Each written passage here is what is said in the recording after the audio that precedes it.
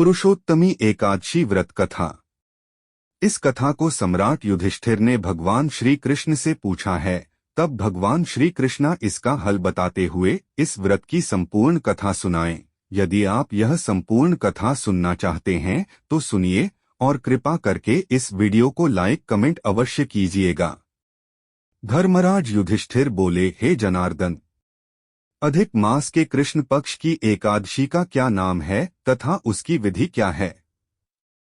कृपा करके आप मुझे बताइए।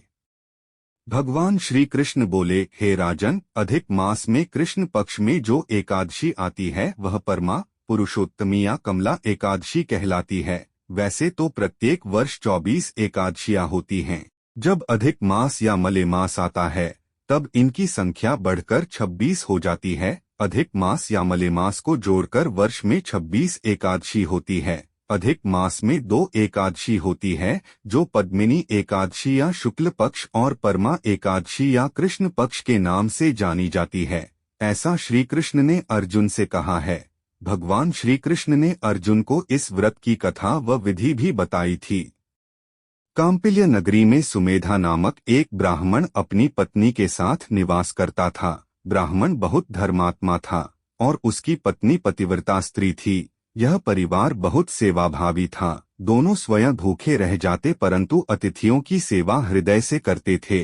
धन न होने के कारण एक दिन ब्राह्मण ने अपनी पत्नी से कहा, धन को कमाने के लिए मुझे परदेश जाना चाहिए, क्योंकि इतने कम धन से परिवार चलाना अत्यंत कठिन जान पड़ता है।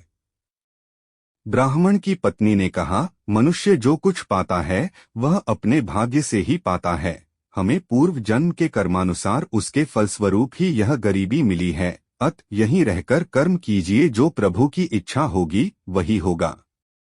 पत्नी की बात ब्राह्मण को जंच गई और उसने परदेश जाने का विचार त्याग दिया। एक दिन संयोगवश कौंडिल्य ऋषि उधर से गुजर रहे थे तो ब्राह्मण के घर पधारे। ऋषि कौंडिल्य को अपने घर पाकर दोनों अति प्रसन्न हुए। उन्होंने ऋषि की खूब आवभगत की। उनका सेवा भाव देखकर ऋषि काफी खुश हुए और पति पत्नी द्वारा गरीबी दूर करने का प्रश्न पूछने पर ऋषि ने उन्हें मलेमास के कृष्ण पक्ष में आने वाली पुरुषोत्तमी एकादशी करने की प्रेरणा दी।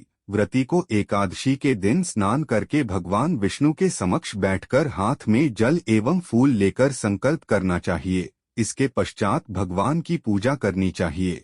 इसके बाद ब्राह्मण को भोजन करवाकर दान दक्षिणा देकर विदा करने के पश्चात व्रती को स्वयं भोजन करना चाहिए। उन्होंने कहा, इस एकादशी का व्रत दोनों रखें। यह एकादशी धन वैभव देती है तथा पापों का नाश कर उत्तम गति भी प्रदान करने वाली होती है। धनाधिपति कुबेर ने भी इस एकादशी व्रत का पालन किया था, जिससे प्रसन्न होकर भगवान भोलेनाथ ने उन्हें धनाध्यक्ष का पद प्रदान किया।